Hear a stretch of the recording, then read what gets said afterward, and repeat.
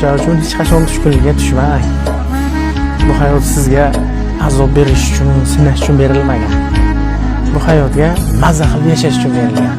O'sha uchun jo'rajon riskobat qiling, o'xshaydi, aniq o'xshaydi. O'xshagan va o'xshaydi. Faqat o'sha yaxshi hayotingiz kelishiga ishonishingiz kerak-da. Yurakdan ishonishingiz kerak.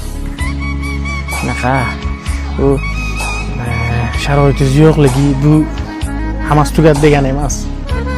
Xudo xolasa hali zo'r bo'lasiz. Dunyoda birgina Allohga ishon.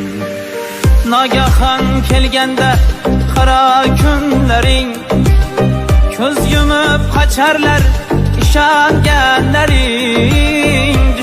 Atrofingizda bitta bo'lsa ham begzot bormi? Unda ularning yashirin sirini eshiting.